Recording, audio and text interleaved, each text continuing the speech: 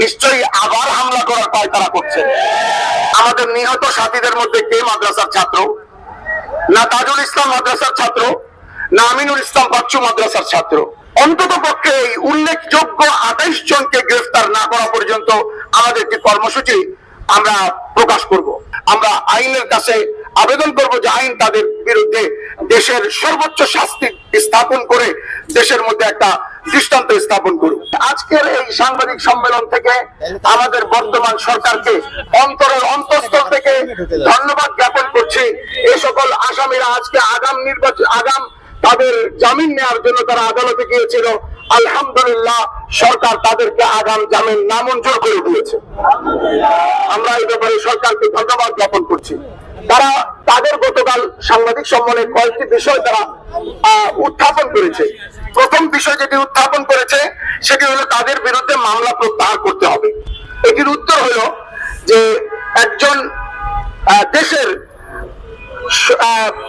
লক্ষ লক্ষ জনতার চোখের সামনে, যেহেতু ভিডিও লাইভ সবাই দেখেছেন, লক্ষ লক্ষ দেশের আপামর জনতার চোখের সম্মুখে নাকের ডগা দিয়ে যারা এই ন্যাক্কারজনক হামলা করলো, এত বড় হত্যাযজ্ঞ চালিয়ে তারা মামলার থেকে প্রত্যাহার, মামলা থেকে মুক্তি চায়।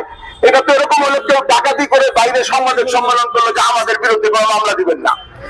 এটা আমরা দ্বিতীয় জিনিস, তারা একজন এই হত্যাযজ্ঞের মধ্যে সম্পূর্ণরূপে জড়িত মুয়াজ বিন নূর, যে হত্যাযজ্ঞের যে প্ররোচনাকে দানকারী মুয়াজ বিন নূরকে সরকার সর্বপ্রথম অ্যারেস্ট করেছে, গ্রেফতার করেছে। আমরা সরকারকে ধন্যবাদ জ্ঞাপন করছি। তবে আজকের এই সাংবাদিক সম্মেলনে এটা উত্থাপন করা হবে যে আমরা বাকি 28 জন উল্লেখিত ও অনুল্লেখিত নাম, যেখানে অজ্ঞাত যে অনেক নাম রয়েছে, তাদের অন্তত পক্ষে এই উল্লেখযোগ্য 28 জনকে গ্রেফতার না করা পর্যন্ত আমাদের একটি কর্মসূচি আমরা প্রকাশ করব। তো এই জন্য আমরা চাচ্ছি যে এই মুয়াজের মুক্তির যে দাবি তারা করছে এটা সম্পূর্ণ অযৌক্তিক এবং সম্পূর্ণরূপে এটা আমাদের একটা জুলুম ও অত্যাচারের বিরুদ্ধে মুক্তি চাওয়ার মতো। আমরা কখনো তাদেরকে অত্যাচারের থেকে, এই অত্যাচার ও হত্যাযজ্ঞের থেকে আমরা মুক্তি দেব না। আমরা আইনের কাছে আবেদন করব যে আইন তাদের বিরুদ্ধে দেশের সর্বোচ্চ শাস্তি স্থাপন করে দেশের মধ্যে একটা দৃষ্টান্ত স্থাপন করুক। তাবলীগে তারা সমান অধিকার চেয়েছে, তাদের সাংবাদিক সম্মেলনে সমান অধিকার। তো সমান অধিকার কিসের ভিত্তিতে? তারা তো দাওয়াত তাবলীগের কোনো সাথী নয়, তারা দাওয়াত তাবলীগের সাথী নয়। দাওয়াত তাবলীগের কাজে এটা হতেই পারে না যে দাওয়াত তাবলীগের কাজের মধ্যে ইকরামুল মুসলিমিন আছে, যে দাওয়াত তাবলীগের মধ্যে ওলামায়ে কেরাম ও বৃদ্ধদের ও বাচ্চাদের স্নেহের কথা, বৃদ্ধ ওলামাদের শ্রদ্ধার কথা আছে। সেই জামাতে সম্মিলিতভাবে রাতের অন্ধকারে, শেষ রাতে, তাহাজ্জুদের সময় তাহাজ্জুদ গুজার ইবাদতরত অবস্থায় অথবা ঘুমন্ত সাথীদের উপরে, হাফেজ কোরআনদের উপরে তারা যে ছুরিকাঘাত করেছে, যে অস্ত্র চালিয়েছে, এটা কোনো দাওয়াত ও তাবলীগের কার্যক্রম হতে পারে না। এ কথা সর্বজন বিদিত। সুতরাং তাদের এই দাবি কোনোভাবেই মানা যায় না যে সমান ভিত্তিতে, বরং তারা দাওয়াত তাবলীগের সাথে নয়, তারা সন্ত্রাসী একটা সংগঠন। আমরা তাদের দাবি জানাই তারা এই সংগঠন যাতে করতে না পারে। এমনি ভাবে তারা তাদের সাংবাদিক সম্মেলনে একটা দাবি উত্থাপন করেছে, ইজতেমা কার্যক্রমে তাদেরকে সুযোগ দেওয়া হোক। আশ্চর্যকর, হাস্যকর বিষয়। তাদেরকে আমরা জিজ্ঞাসা করতে চাই, ইতিপূর্বে যে ইজতেমাগুলো হয়েছে 2017 আমাদের এই বিভক্তির পর থেকে, তাদেরকে আমরা জিজ্ঞাসা করতে চাই যে আপনারা ইতিপূর্বে কোন ইজতেমার কাজে কি অংশগ্রহণ করেছিলেন? কখনোই করেননি। ইজতেমার কার্যক্রম তো আমরা করেছি। হঠাৎ করে আপনাদের এই ইজতেমা কার্যক্রম বাস গাওয়ার আর কোটি গাওয়ার স্বপ্ন আর স্বাদ জাগলো কেন? নিশ্চয়ই আবার হামলা করার পায়তারা করছে। সুতরাং আপনাদেরকে সে সুযোগ ইনশাআল্লাহ সরকার দেবে না। তারা বলতেছে তাদের উপরে জুলুম নির্যাতন হয়েছে। আমরা তাদেরকে বলতে চাই, কোথায় জুলুম হয়েছে? কোথাও জুলুম হয় নাই।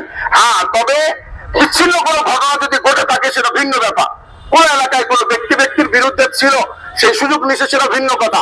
আমাদের শুরাই নিজামের পক্ষ থেকে তাদের উপরে কোনো কার্যক্রম বা কোন রকমের কোনো হস্তক্ষেপ করা হয়নি, বরং তারা আমাদেরকে গালমন্দ করে যাচ্ছেন, আমাদের ওলামাদেরকে গালমন্দ করে যাচ্ছে, তাদেরকে হেফাজতি বলে, বিভিন্ন কথা বলে, তৃতীয় পক্ষ বলে।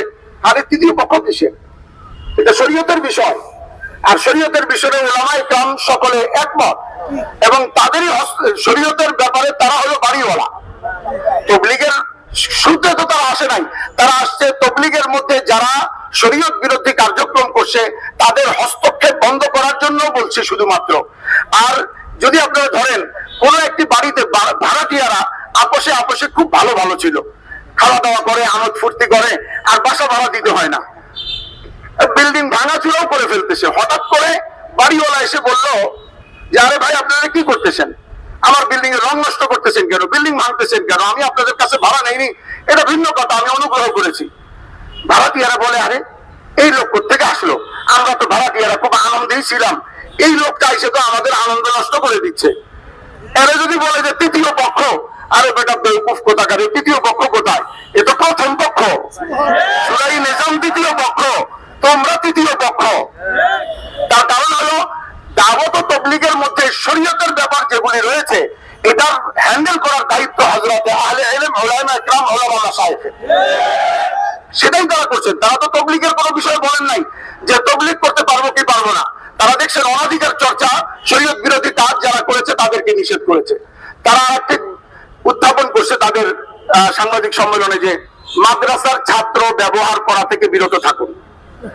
আমি তাদেরকে বলতে চাই, আমাদের নিহত সাথীদের মধ্যে কে মাদ্রাসার ছাত্র?